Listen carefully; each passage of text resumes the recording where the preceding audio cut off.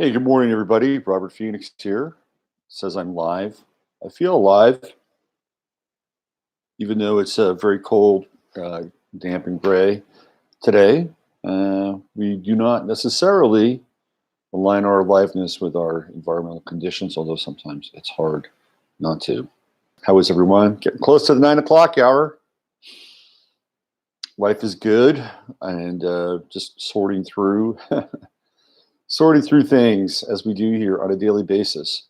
So, first of all, I want to. Well, today here's what we're going to talk about. I'm going to have about a half an hour flame because I have a doctor's appointment this morning that I have to get to. So that's going to determine the length of today's show. Also, I got to make sure that I don't put my foot in my mouth. I've got some interesting astrological aspects going on here in my life. I've got I've got, let's see, Moon square Venus, Sun square Venus, Mercury square Mercury square Moon. So I've got a lot of hard angles at an interpersonal level. So that's I'm gonna I'm gonna try to limit the damage. I was a little hot yesterday. That was something that I needed to kind of do a reality check on. So one of the things that I wanted to do first off with today's show is I just wanted to throw out an apology. I got into a text exchange last night with Gulf DeRoos, and one of the things that happened was I did not understand his comment. And part of the reason why I didn't understand his comment was because yesterday I was living through a particular filter. I mean, we all have filters. It's like Photoshop. When you create something, you could choose the filter that you run on a particular JPEG or whatever. And yesterday I was definitely coming in a little hot. So there's a misunderstanding on the text and the text exchange, and I just wanted to just say, hey man, I'm sorry. I didn't understand where you were coming from, and it was a subject matter that I feel pretty passionately about, and we're actually all on the same page, which is difficult with the internet. We can't always understand where another person is or what the context is. And I actually, not that am sitting around here being buffeted by everybody's comments, but if somebody is showing some loyalty and we have a commonality and we share common threads and we're kind of in this together, I if I fucked up or I wasn't clear about something, I just want to basically stand up for it, because to me this is important. I take this very importantly. Good morning, Anna. Good morning, Edgardo. Good morning, Annie. So, if there is some misunderstanding, and there certainly was, my apologies to you, and I hope you stick around and continue to watch the channel. So here we go. Hey, there's Natasha, Chris, and Steve. Good morning, good morning, good morning. So I wanted to do a bit of a follow-up to yesterday's firestorm about the Gillette ad. It's kind of a movie. It's a minute and 45 seconds. And so there's some really interesting things that have come out. All of a sudden, there's all kinds of memes on the internet that are starting to poke fun at the ad. And I was watching somebody who had created a bot. It was going to SKPC333. Somebody who created a bot who was tracking what Gillette was doing on their YouTube page and how they were deleting negative comments in real time. You could actually watch the script on this bot, and the amount of negative comments that they're having to delete is epic. It's really a significant amount of comments, and I think it's a bad move on Gillette's part, because essentially what they're doing is they're sort of Gillette and corporations across the globe are contorting themselves into a position where they're responding, not even responding, but reacting to two different things. They're reacting to the numbers of the millennials. There are a lot of millennials The millennials make up the second largest swath of people since the baby boom. Like Gen X, there aren't as many Gen Xers as are millennials, and so their demographics. Hey, Lori, their demographics and their research analysis shows this. So they know this is their next wave of customers, and they want to own these customers from basically cradle to grave, right? That's their job. And so what they do is they have these focus groups, and they sit down and they talk to people, and they find out what their concerns are, what their goals are, what their frustrations are, what their aspirations are. And so they take all this data and they crunch it, and then they get these ad agencies who are now being stocked and populated by the same group who they're now going to advertise to, which is really perhaps not so different in some ways. Although if you go back into the 50s and the 60s, you had a lot of older people that were involved in advertising. If you ever watch the show Mad Men, it clearly delineates this. Hey, Joe.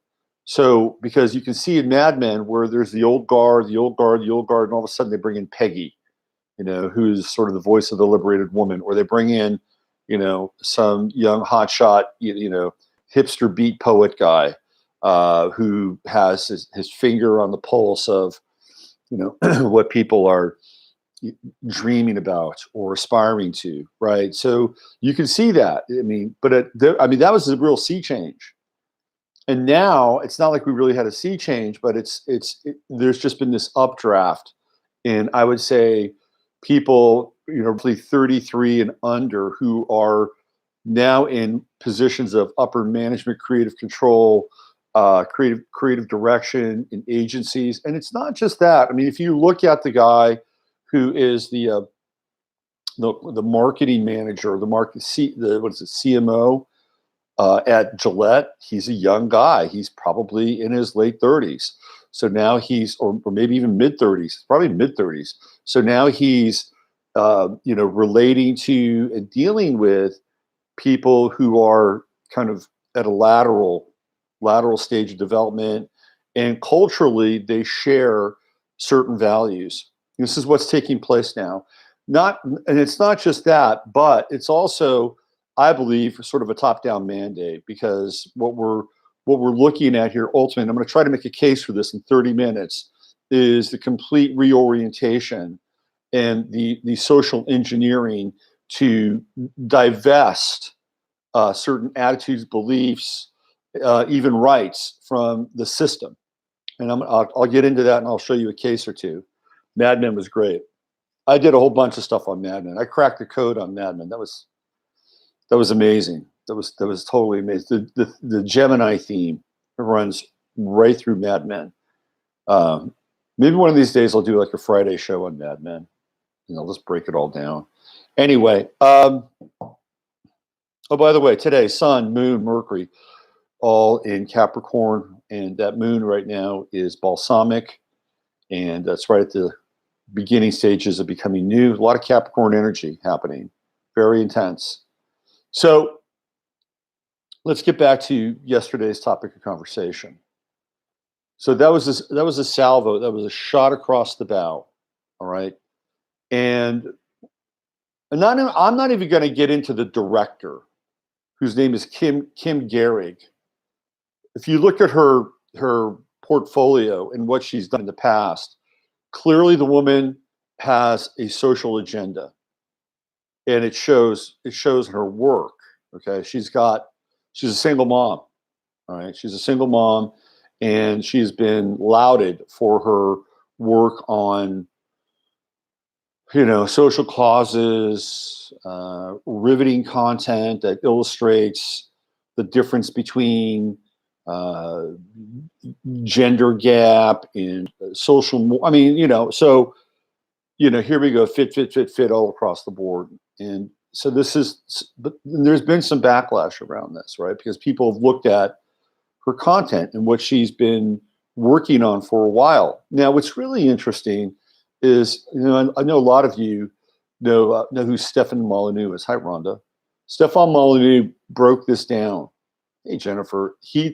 So people have looked at this video, and they broke it down. And so there are a number of examples of men who are bad, like the bad men. Boys will be boys, the bad examples, all that stuff. In most of the instances, the men happen to be Caucasian, Anglo, right? So there's clearly another level here. It's not just any specific type of man. Well, guess what? It's the white man. I mean, there are a few, sprinkles of, of other. I think there are two African Americans who are kind of in that mix, but it's mostly, white Anglo-Saxon, Protestant, Catholic, males, whatever, right? So that in and of itself is kind of a statement. And one of the things that Molyneux, leaves out of it, or he says, well, what about what happens in England with the gang grooming and the raping and all these other horrible examples of men, right? Like today, apparently, shit is going down in Zimbabwe. The internet is down. There's like a huge amount of violence. I mean, if you really wanted to be fair and balanced about men, you could throw in a couple of warlords. You could go really broad spectrum with the whole thing if you really wanted to be fair. But that's not really what that ad was about. It's not about being fair, okay? It's about being shotgun. It's not a shotgun blast. It's kind of a laser focus, all right? Yeah, Gillette has hit the airways big time. It's having a big backlash, too. I've watched the amount of negative comments coming through and being deleted in real time on the Gillette webpage. Or I'm sorry, on the Gillette YouTube page. So if I'm Kim Garrick, I'm thrilled though. She's getting people, people are talking about it. People are reacting to it. People are pissed. People are creating memes. If you're an artist, this is what you want. You don't really care sometimes if people like your work. What you care about is if it hits a nerve, because then it's effective and it's done its job. Well, you can do anything to hit a nerve. You can put a crucifix in a beaker of urine and shine light through it, right? Call it Piss Christ, and you'll get a reaction. But does that make your art more profound or, more socially impactful? No, it just gets people talking about it. That's all. So sometimes, art serves a purpose and it brings things to our attention, but sometimes it's simply reactionary and tries to get a rise out of people and really has very little other redeeming values that are associated with it. And I'm going to put the Gillette ad in that camp. But I'm sure she's very happy. And I'm sure Gillette's happy too. I mean, they're getting a ton of press. They may be bad press, but they're getting a ton of press. So it's kind of a win-win. I think probably the best thing to do in anything like this is just shun it. Don't go to the YouTube page, don't talk about it. And all of a sudden the artist says, well, maybe my art wasn't as powerful as it could have been. Maybe I needed to make it stronger. And all of a sudden the artist or the director is feeling insecure. Gillette's wondering, well, we spent all this money and nobody's talking about our very controversial ad, right? Maybe that's where it's all, maybe that's really the best prescription for dealing with what I call programming, social agenda-based programming. Social agenda programming, also known as SAP. I just came up with that acronym today. Catgirl says, deport all foreigners. How about that? Deport all foreigners. That's pretty radical. I'm not sure about that. I'm not sure I want to deport all foreigners. Maybe aliens. I think there's some aliens amongst us that probably need to go back to their planets, their home planets. I think that by the time a man abuses a woman, a lot of men have seen his behavior and not said anything about his behavior. Sure. I think that's the human condition. I think it's probably happens on both sides of the ledger sheet. All Muslims, at least. Do we want to deport all Muslims? I don't know. How about the radical extreme Muslims? I was thinking about this actually, right? I was thinking, I talked about the pincer effect and how the left and the right are basically neoliberal and neocon, and you have to choose one or the other. On the neocon side, it's like, yeah, you can be a nationalist, and yeah, you can be all about freedom of speech, and yeah, you can own a gun. But there are other things that you have to abide by and sign off on, like allegiance to our friend in the Middle East, okay? So on the left side, you have the neoliberals, right, which are the social Marxists. And so there's the pincer effect. It's like you got to choose one side or the other, one side or the other. So I was thinking about this in terms of like this conditioning around men, right? So what if you're a man? And I've had conversations, by the way, It's a very good friend of mine who's on Facebook, and he's actually shared this sentiment with me.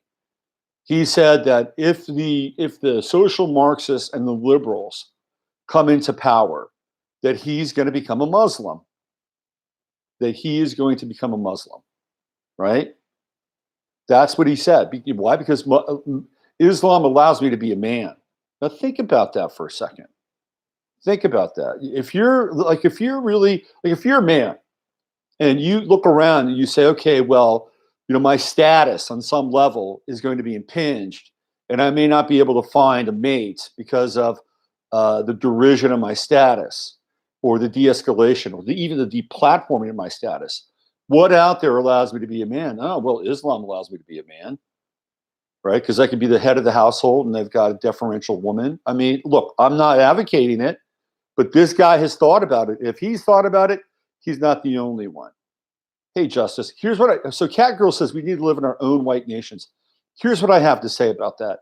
I think people should be able to live in areas that they feel comfortable in. So if you want to live in an all-white area and you want to be there, you should do it, right? If that's what you're comfortable with, do it, right? If you want to live in an all-black area, live in an all-black area. And this whole idea of things like forced integration and forced diversity is a total failure, absolute total failure. People like to be amongst their own brethren, their own tribe. I mean, that's where it's at, right? So, it's like if you want to live in a certain area, just live there. But what happens is now is you have the government come in, you have these agencies come in, say, we're not going to let you. We're not going to let you live amongst your own people. Look at Minnesota. Look at Maine. Look at places like Kansas.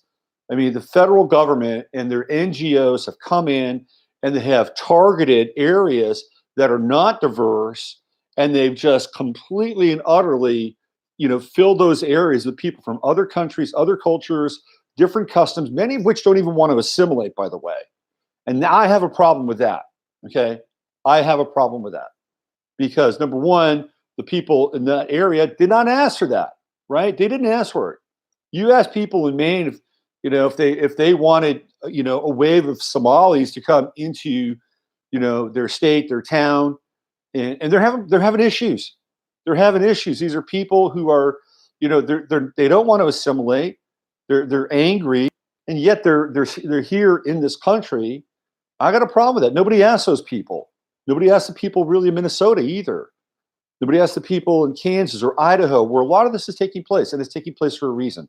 That I have an issue with. Okay, so do we all have to be like one color nation or one color this, one color that? No. But I do believe, number one, people should be able to live where they want to live amongst people that they want to live with and not catch a bunch of shit for it. And also, if you're living in an area, all of a sudden, a whole new wave of people and immigration just plops down on your doorstep without any kind of consent to that community, I think is wrong. And that goes for any community, right? Any community. Period. End of story. Rights should extend across the board. Catgirl says, but we have to have white homelands. Well, where's that going to be now? Where's the white homeland going to be now? Antarctica? Maybe that's already a white homeland, right? Because isn't that where the Nazis went after World War II or during World War II? It ain't going to happen. Catgirl, sorry. It's just not going to happen.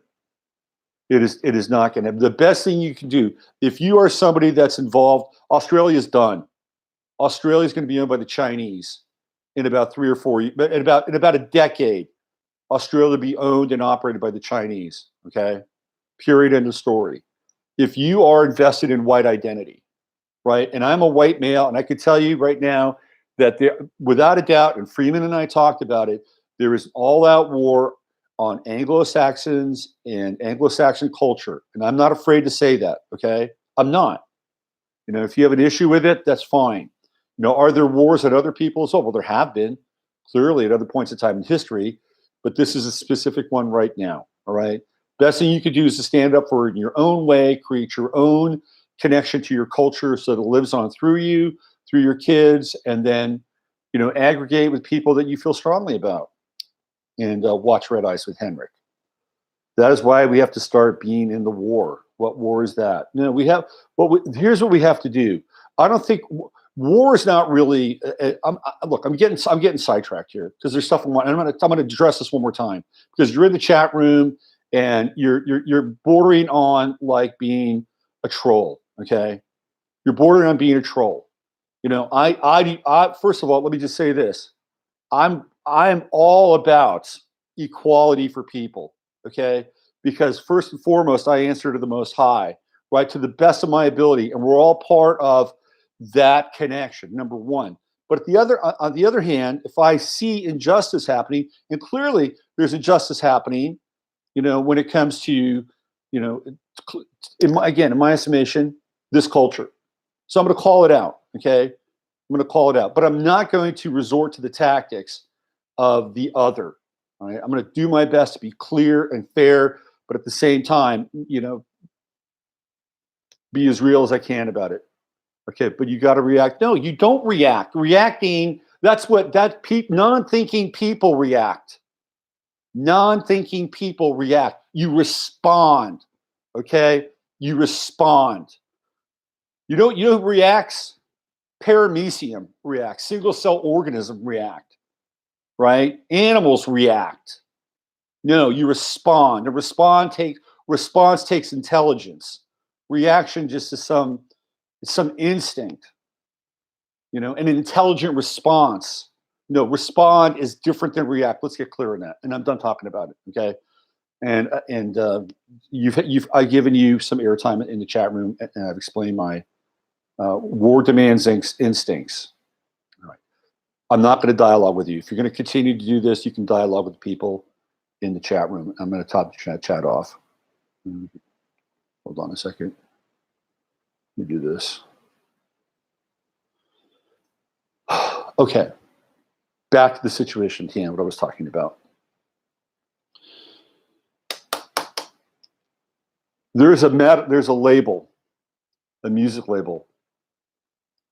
It's a death metal label. Well, okay, here. I'm going to give you two examples of things that I ran across last night. Number one, InfoWars just got deplatformed from Roku. Why? Why did that happen? InfoWars is obviously, now InfoWars has been on Roku for a while, and I think they just reinstated their relationship and trying to get their channel on Roku, right? Or back repopulated. And there are people who are a minority, and they went to Roku and they said, you got to get out of here, right? You got to get Alex Jones out of here.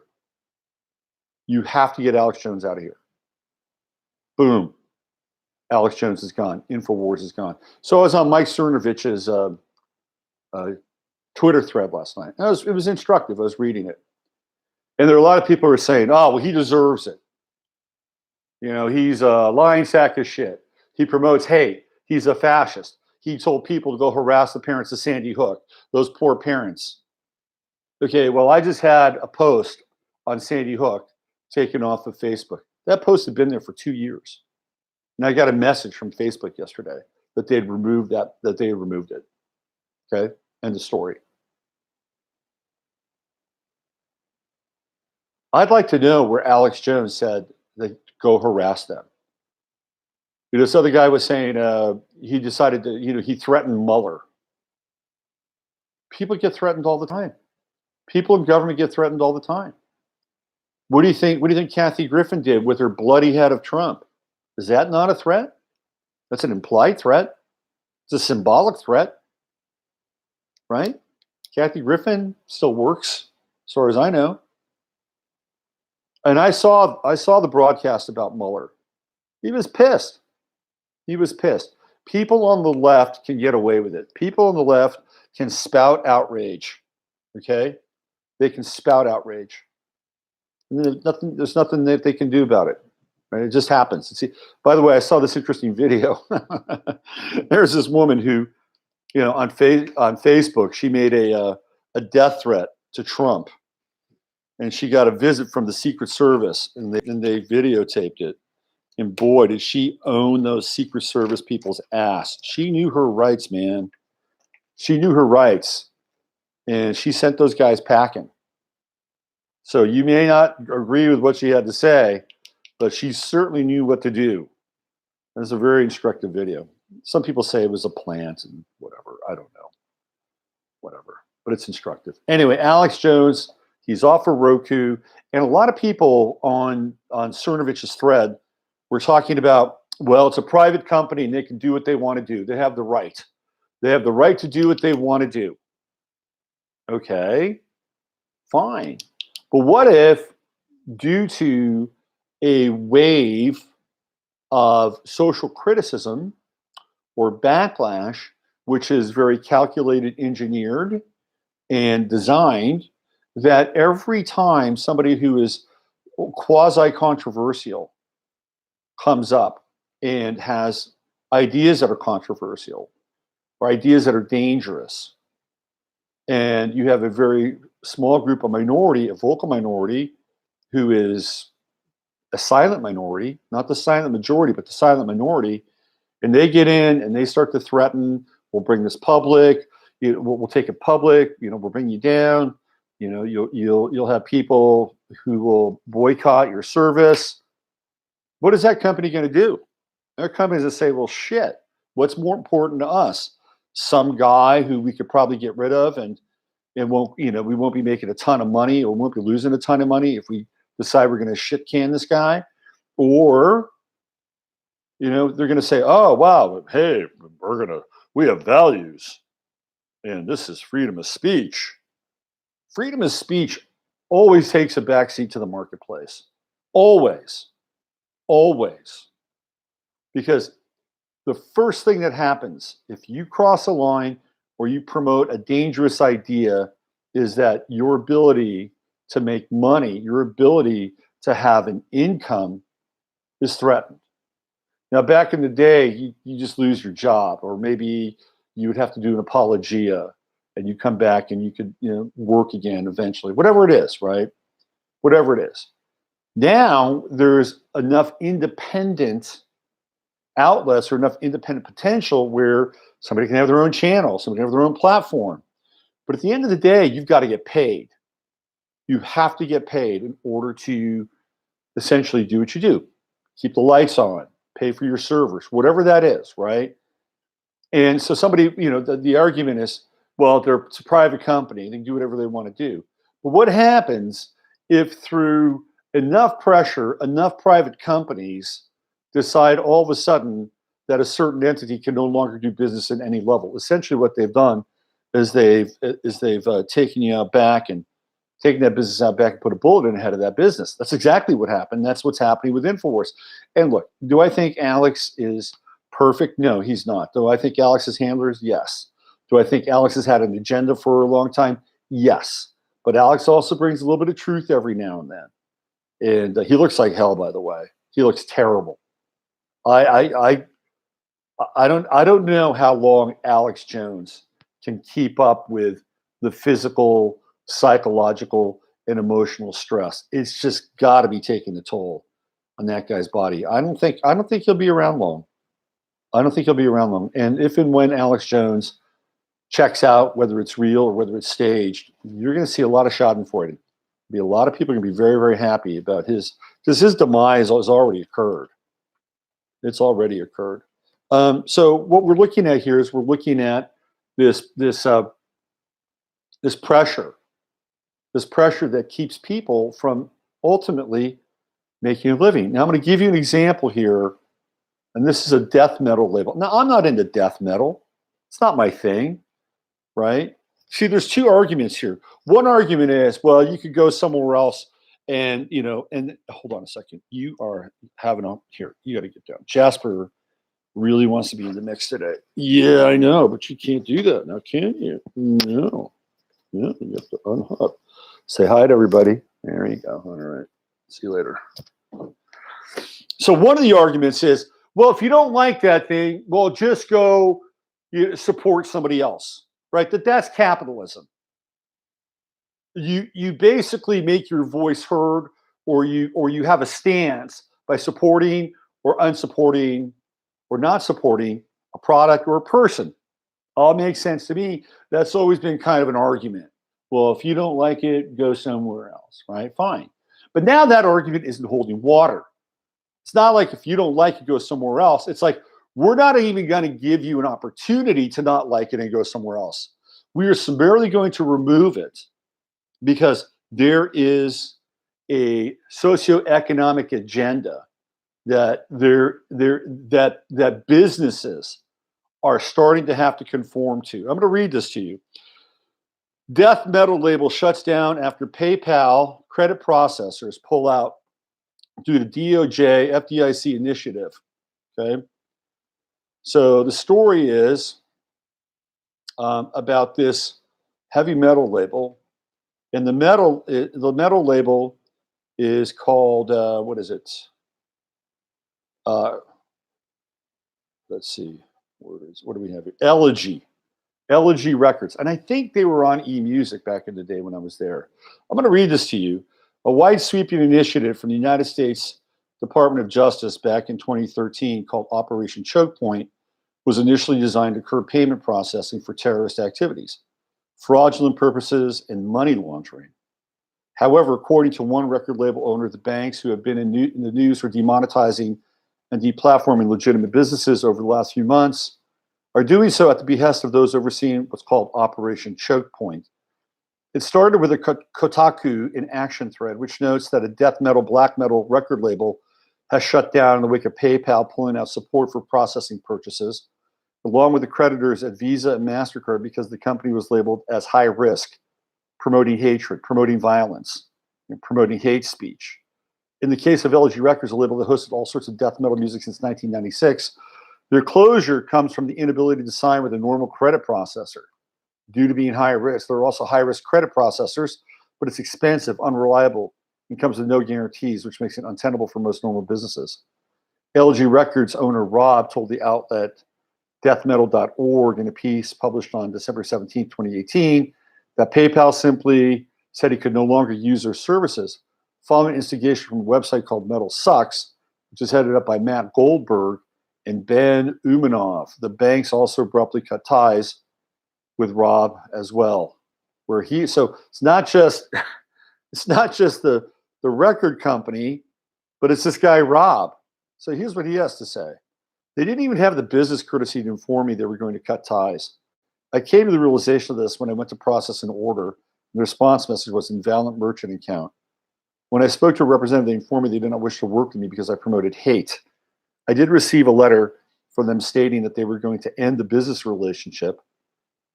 The date of termination was the day before the letter was written and the day before it was mailed.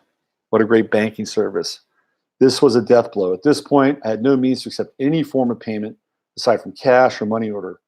There was no way to survive in that business world or that business model. According to Rob, his record label had been classified as high risk by the banks and credit processors, which meant that he is effectively blacklisted from the banking industry. In short, this meant the only way to accept payments from customers, as he mentioned, via cash or money orders. For online businesses, it is not possible to operate without some sort of banking institution or credit card processing since all purchases are made electronically. They also recently happened to Moribund Records as well, which deathmetal.org reported on back of November 4th, 2018. PayPal informed Moribund Records that access to their PayPal account would be restricted due to content related to violations. The said violations in relation to the record label publishing satanic death metal, and because it has an affiliation with the Church of Satan. However, instead of dropping the edgy content, Moribund Records dropped PayPal. However, Elegy Records Rob told deathmetal.org this kind of blacklisting isn't necessarily limited to just PayPal and creditors. Quoted Rob, this started with the DOJ's Operation Choke Point and has been expanding ever since. Okay, so I'm not a death metal fan. I'm just not. It's not a type of music that appeals to me. But I'm certainly not going to go out and rail against a death metal label. What am I going to do? I'm not going to listen to death metal. It's not my thing. Right? But here we're seeing now what's taking place is a social engineering operation in action. And people are being now socially engineered to think about what their thoughts are, what they're saying, and am I going to be safe? right? Case in point, we've got Cat Girl or Cat Lady in the chat room, right? And some of her comments could be considered hateful, right? I mean, if YouTube looks at those comments, they could look at it and say, you know what? You know, he's actually encouraging hateful comments in his chat room. Okay. And I could be theoretically shut down because of what somebody that I'm allowing in my chat room under the auspices of free speech, which I think is fine. And I can sit there and I can banter with you and we can go back and forth and I can agree on some things and I can disagree on others. Right? This is kind of where we are. This is where I'd like us to be. But I'm at risk. I'm at risk if somebody comes in my chat room and starts spewing stuff that YouTube thinks is going to be hateful and divisive. In which case I get deplatformed. In which case I no longer have a channel. In which case I can't get out what I'd like to get out, which I think for the most part is fair and balanced. And I do my best to be insightful. Right? I'm not here to like, you know, go after people or go after a particular group. But I will call things out. And that's just the way it is. So if you're in my chat room and you want me to continue to do this, have a little consciousness, have a little awareness. If you want me off of here, well, then continue to do what you do and create really divisive and, you know, hardcore language inside my chat room. And you'll put me at risk. I'm just telling you. Okay. Look at what happened with Gab. You know, now it's up and running, but who knows, you know, where they're at now. Right. So just keep that in mind. You know, and I'll sit here and I'll interact or whatever. I'll untangle because I need to be clear about things that people need to know that I'm clear about things. Just remember, if you want my channel to continue, you want me to be able to do this, use some consciousness, use some self-awareness. Okay? That's all I'm asking. Consciousness and self-awareness. Or if you want to take me down, if that's what you're here to do, if you're in my chat room to do that, well, then continue to do that. And then what I'll do is I'll just eventually take you out, right? Because number one, look, I'm not a hate guy. I'm just not. You know, we have enough hate in the world. But I'm also a person that can see something and delineate it and say, this isn't right. That I'm going to do my best to be as clear and fair and balanced about things that I believe to be truthful. And sometimes, you know, I'll go into areas that might make people feel uncomfortable. But I'm not coming from a place of hate. And I'll never come from a place of hate. So I want to be on the record with that. All right. Use your head to discern what's real and your heart to stay open what's possible. That's my motto, right? You discern. This doesn't fit. This doesn't work. Am I being programmed just like any other savage animal across the planet to just, you know, autonomously hate, be reactive? Are we in a war? Yeah, sure. And I've said that we are in a culture war. Okay. But I'll tell you the best way to deal with a war is to deal with it asymmetrically. And that takes intelligence and it takes a long-term plan. And ultimately it takes winning people over, right? So they can see things, so they can have a perspective and say, you know, I didn't think about that.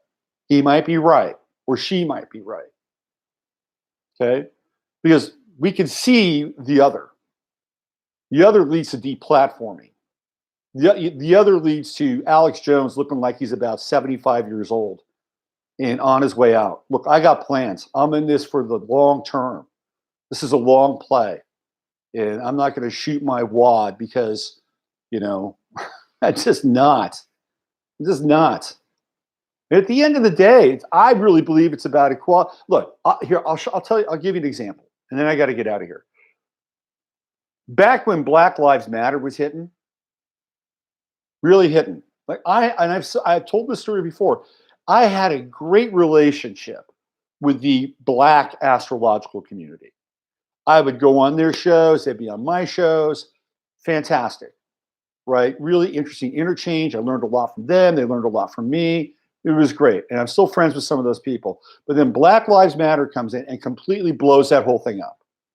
Totally blew it up, right? Totally blew it up. And I would go in there and I would try to tell people, hey, look, you're being played. You're being played. Some of them heard it, most didn't. But ultimately, that's what's happening. Most people are being played. Now, is there, and that goes for across the board. It's a broad spectrum of manipulation, right? Now, are there people who are being empowered to take advantage of a system that promotes certain advantages at this point in time in history? Absolutely. You're damn right they are. And that we have to be aware of, right?